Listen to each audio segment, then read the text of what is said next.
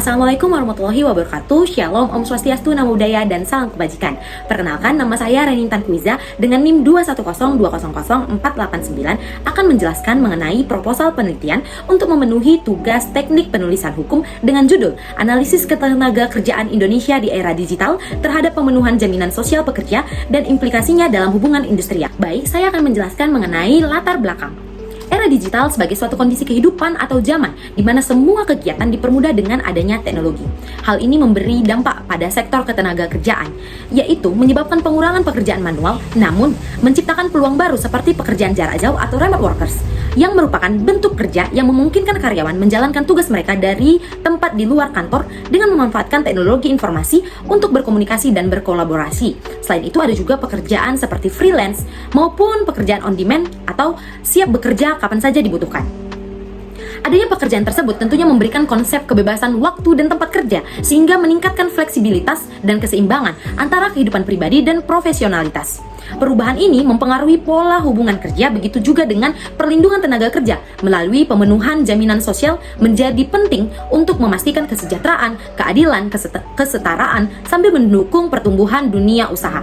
Penelitian ini sangat penting untuk memahami dinamika ketenaga kerjaan di Indonesia dalam konteks digitalisasi. Berdasarkan latar belakang tersebut, adapun rumusan masalah yang pertama, bagaimana kedudukan remote workers, freelance, dan pekerjaan on demand dalam hukum ketenaga kerjaan. Yang kedua, apakah regulasi jaminan sosial ketenaga kerjaan yang ada telah mengakomodasi perubahan bentuk pekerjaan di era digital? Yang ketiga, bagaimana implikasi perubahan pola hubungan kerja bagi pekerja digital terhadap hubungan industrial?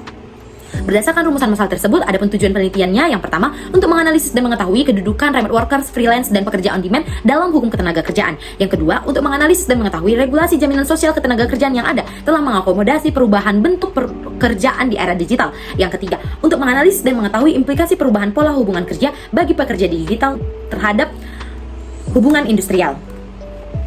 Selanjutnya, adapun manfaat penelitian dibagi menjadi dua. Yang pertama, manfaat teoritis. A. Penelitian ini diharapkan memberikan kontribusi untuk pengembangan ilmu hukum terlebih lagi di bidang hukum ketenaga kerjaan. Yang kedua, penelitian ini diharapkan pula menjadi sebuah referensi yang menunjang ilmu hukum khususnya pada hukum ketenaga kerjaan serta menjadi masukan bagi penelitian selanjutnya dalam meneliti perlindungan atas sistem jaminan sosial bagi pekerja era digital. Yang kedua yaitu terkait dengan manfaat praktis.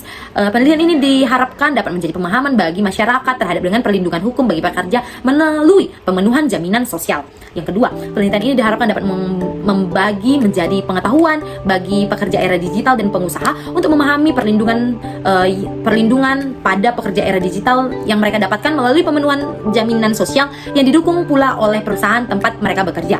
Dan yang terakhir, penelitian ini diharapkan dapat menjadi rujukan bagi pemerintah Indonesia dalam merumuskan kebijakan terhadap hukum ketenaga kerjaan.